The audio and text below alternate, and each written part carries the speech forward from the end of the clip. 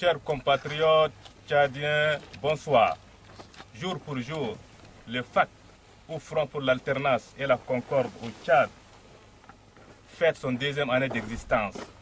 À cette occasion, l'honneur nous choisit de venir auprès de notre président du FAC, son Excellence, M. Mohamed Ali Mahdi, lui poser quelques séries de questionnaires. Ce sont des questionnaires qui portent sur la naissance du FAC, ses objectifs et ses ambitions politiques.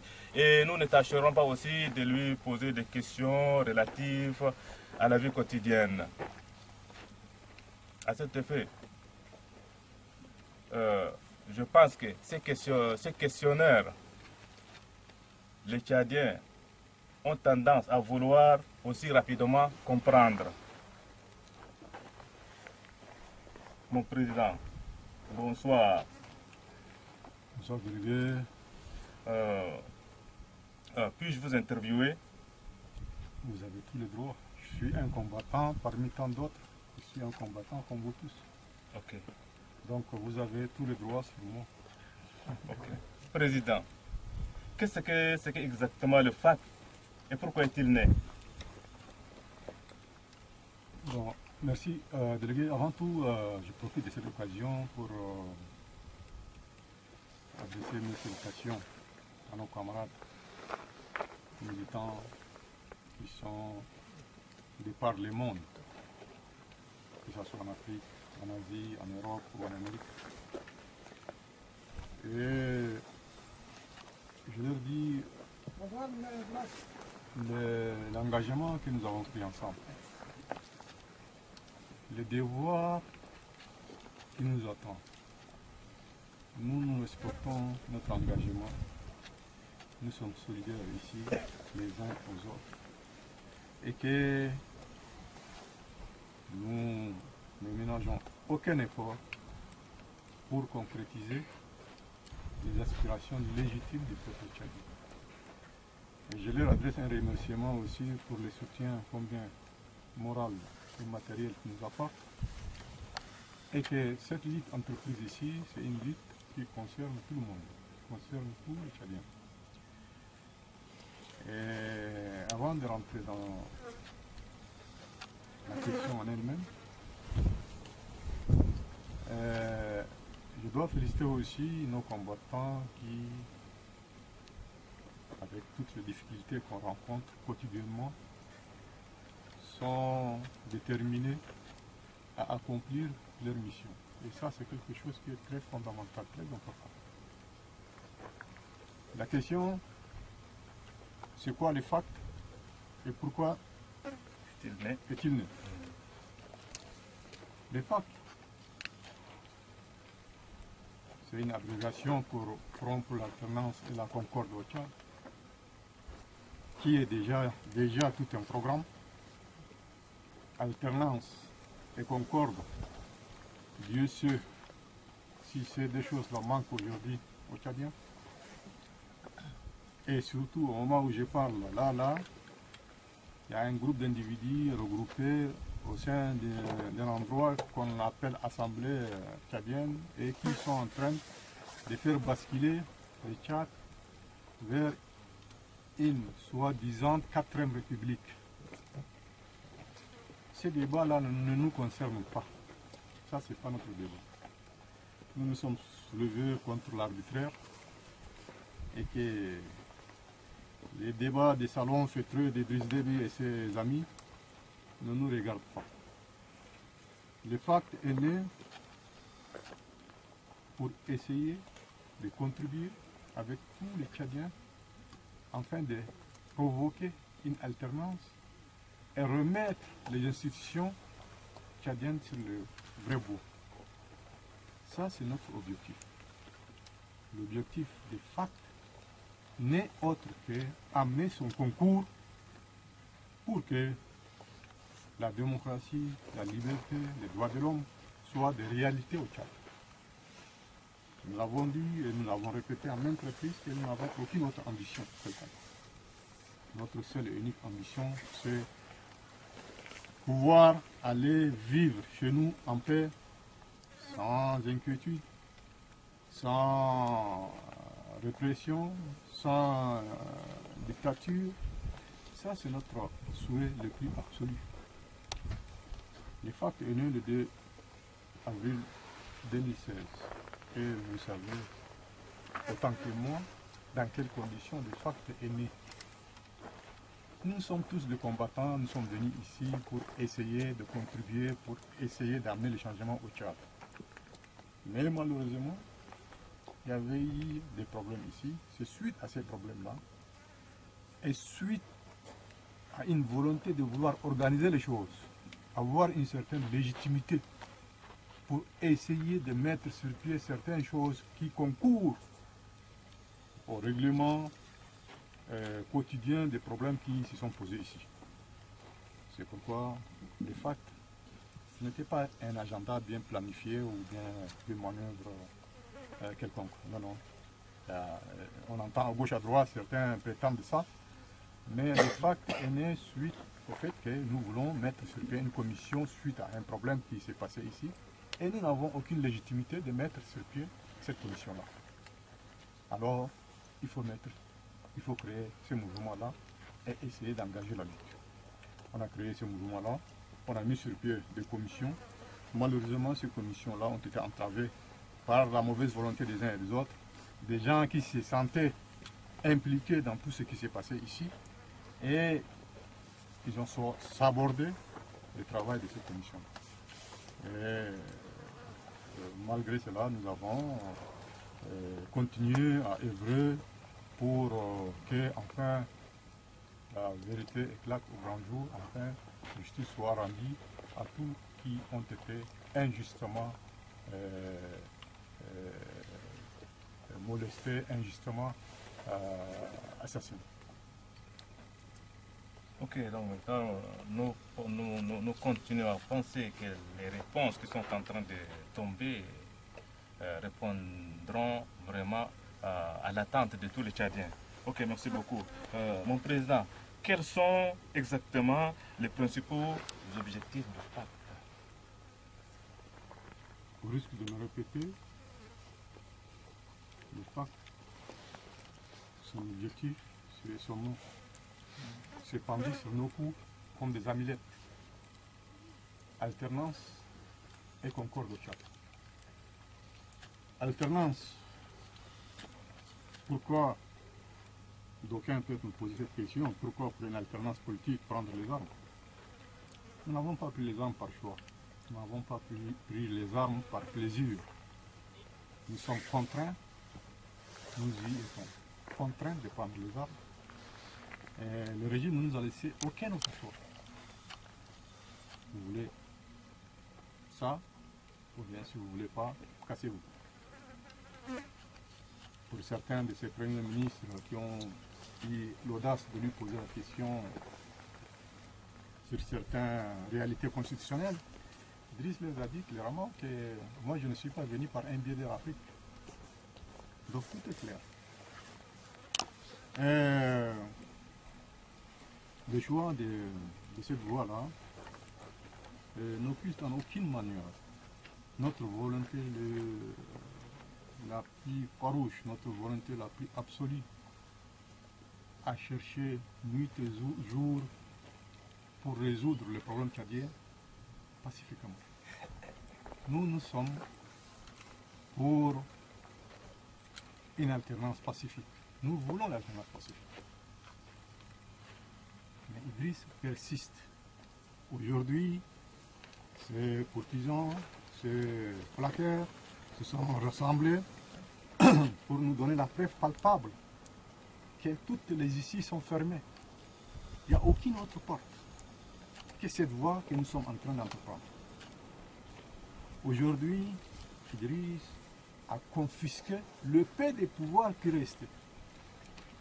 Idriss, aujourd'hui, a instauré un régime présidentiel absolu. Il n'y a pas de Premier ministre, il n'est responsable devant aucune institution. On peut nous parler de la haute cour qui peut le juger de haute trahison. Mais qui sont ceux qui, dans la haute cour, qui peuvent juger demain? Personne. Les premiers ministres qui lui faisaient un peu d'ombre, il a carrément écarté ces systèmes bicéphales, cet exécutif bicéphale entre Premier ministre et Président de la République. Aujourd'hui, Idriss Déby est en même temps Président de la République et en même temps chef de gouvernement, chef de cabinet gouvernemental. Le ministre, tenez-vous bon, les ministres sont responsables individuellement devant l'Assemblée. Les ministres sont sous l'autorité de qui? D'Idriss Déby. Lorsqu'il y avait un Premier ministre, bon, les ministres seront sous la responsabilité du Premier ministre. Le Premier ministre peut engager sa responsabilité ou bien peut être censuré au niveau du Parlement. C'est ça la démocratie. C'est ça la démocratie. On revient 30 ans, 40 ans en arrière. Ils ont voté la modification à 98% des voix. 98%. Même Bokassa n'avait pas fait mieux à l'époque. Aujourd'hui, Idriss est devenu monarque. Empereur Idriss Déby Ier. C'est ça nos réalités, notre triste réalité. Comment on va faire? Quelles sont les autres voies? Qu'est-ce qui nous conteste? Qui, nuit et jour, dans les réseaux sociaux, ailleurs, nous indexent pour notre choix? Qui nous montre leur voie? Qui nous montre leur voie? Et nous l'avons dit, et je le répète encore, nous n'avons exclu aucune voie pacifique pour résoudre les problèmes tchadiens définitivement, de ses racines. Et cette voie-là, aujourd'hui, elle est totalement fermée. Nous avons dit et répété que nous sommes pour une table ronde inclusive, avec l'opposition de l'intérieur et l'opposition de l'extérieur, et les politico-militaires et la société civile. Idriss Déby a rejeté toutes ces propositions-là. Il veut perdurer au pouvoir. Il veut remettre le pouvoir peut-être à qui de sa famille, je ne sais pas, mais il veut perdurer au pouvoir. C'est ça notre triste réalité. Fac moral. Moral. Avez-vous les moyens de vos ambitions? Écoutez, les moyens de l'ambition, de toute manière, nous disons et nous l'avons dit que nous ne voulons pas personnaliser la chose. L'ambition, elle est collective. L'ambition doit concerner tous les Tchadiens, épris de paix et de justice. Tout Tchadien qui aime vivre en paix, dans un environnement harmonieux, doit être concerné par ce que nous sommes en train d'entreprendre ici. Il n'y a pas une ambition personnelle. Si vous me posez la question, est-ce que les FAC a une ambition, a les moyens de ces ambitions? Mais vous savez, la première le premier des moyens, Peut-être la volonté. voilà, d'une ambition, c'est la volonté. La volonté et la détermination de tout un chacun à concrétiser ce pourquoi nous sommes réunis. Et de l'autre côté, vous savez, aujourd'hui, nous vivons dans un monde qui est en perpétuelle perturbation. L'émergence à gauche et à droite de certaines forces, entre guillemets, dont l'objectif et l'idéal politique est totalement différent de ce que nous sommes en train d'animer, nous sommes en train d'entreprendre. Là aussi, ça complique un peu la situation, au risque de nous jeter l'amalgame, de nous considérer comme d'autres forces qui sont dans une situation de radicalité telle qu'on cherche à ramener des idées un peu rétrogrades, arriérées, un peu obscurantistes. Là aussi, ça complique un peu l'émergence et l'évolution d'une entité, d'un mouvement laïque comme le nôtre, et surtout encore dans un environnement hostile comme l'environnement où nous sommes. Donc, il y a toutes ces difficultés-là. Et malgré, bon gré, nous sommes en train de surmonter toutes ces difficultés et que le premier moyen en ce qui concerne une lutte, c'est la volonté. Et cette volonté-là, elle est de faire. Président, quel bilan faites-vous durant les années d'existence du FAC? Bon, je crois il est en même temps, humaine. il est en même temps, c'est le moment de tirer un certain bilan, et en même temps, bon, c'est un peu trop tôt. Mais vous voyez, en termes de bilan, il faut se comparer à ce qui est comparable. Le FAC aujourd'hui a 2 ans. 2 ans d'existence, si on le compare avec d'autres mouvements politico-militaires qui avaient évolué dans le passé. 2 ans d'existence, c'est quelque chose qui est très récent. Parce que si on se rappelle très bien, le Frolina, c'est depuis 1966, et puis bon, l'apogée de Frolina, c'était en 1979 en Djamena. Les CCFAN, c'est depuis 1976, et la première des CCFAN, c'est en 1982. Donc, on entend les soucis des uns et des autres qui pensent que le FAC fait de sur place, le FAC ne bouge pas. Bon, il faut savoir aussi que la lutte, nous luttons contre 2 fronts. Il y a le front qui est connu par tout le monde, c'est le régime dictatorial et corrompu de N'Djamena. Mais il y a un autre front, là aussi, c'est un front très sérieux, très important, mais qui est moins visible. C'est de lutter contre les mentalités négatives qui ont animé les Tchad et les Tchadiens depuis maintenant 4 décennies, 5 décennies.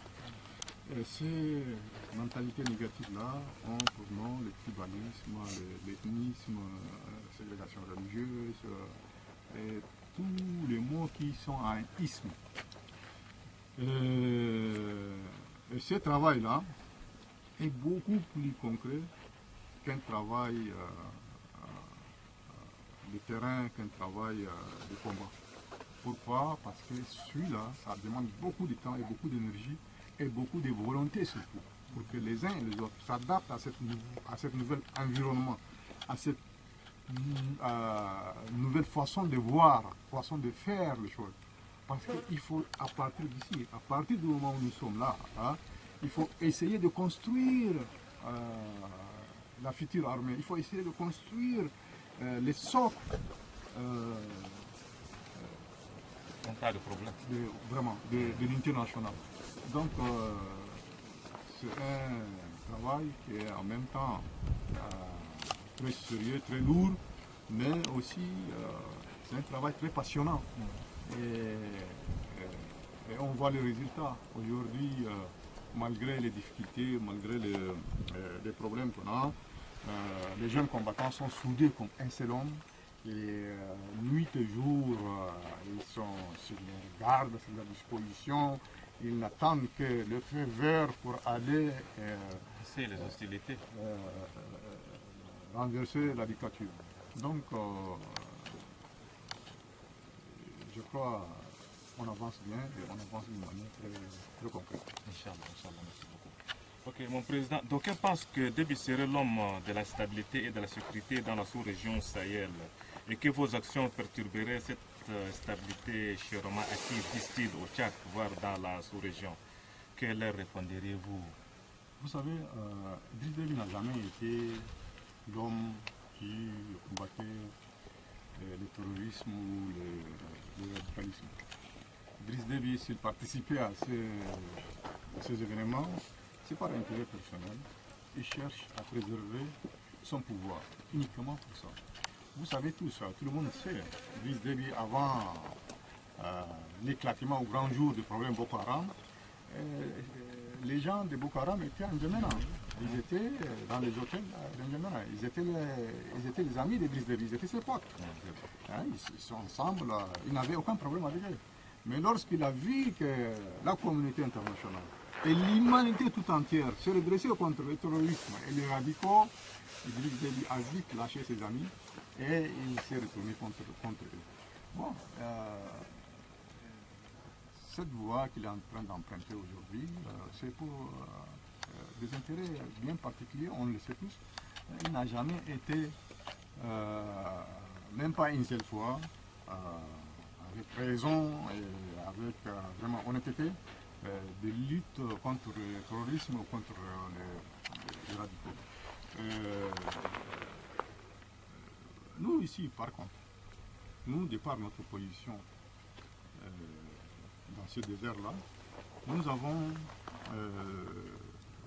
un rôle très important à jouer contre tout ce qui est radicaux et contre tout ce qui est Daesh.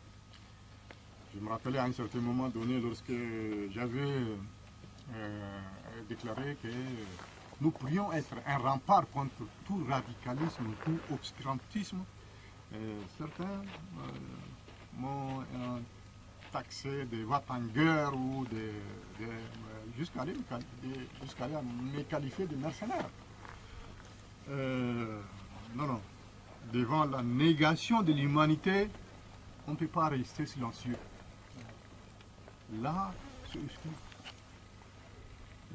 l'objectif et le but recherché par ces illuminés, c'est de nous ramener en arrière au 7e siècle ou même avant Jésus-Christ. Non. C'est vrai, nous sommes tous musulmans, on doit vivre en parfaite harmonie avec l'évolution du monde actuel, avec tout ce que nous offre la modernité et l'état actuel. Donc, et là, quand je dis ça, je parle au nom de tous nos combattants, nos cadres, nos militants. Nous sommes sur cette voie-là et nous sommes instruits sur cette voie-là. Par contre, Idriss Déby, je ne sais pas. C'est pas pour rien que le Tchad a été mis sur la liste noire des États-Unis. À la première occasion, dès qu'il y a un intérêt quelconque matériel, Idriss Déby peut aller vers ces gens-là. C'est pas une personne qui a une position stable. La lutte contre ce fléau doit avoir une vision claire, stable et dans le durée. Mon président, avez-vous entrepris les démarches d'unification avec les autres mouvements rebelles? Sincèrement, par mouvement rebelle, moi, je fais une distinction entre deux groupes. Le premier groupe, c'est qui? C'est le groupe avec qui on était ici ensemble et que on avait eu des problèmes qui sont intervenus ici et qui sont partis. Et ces groupes-là aussi, ils sont partis en deux vagues. La première vague, c'est ceux qui sont partis suite aux problèmes. Il y a la seconde vague qui est partie après cela. Nous n'avons jamais rejeté notre main tendue. La main a été toujours tendue vers tout le monde.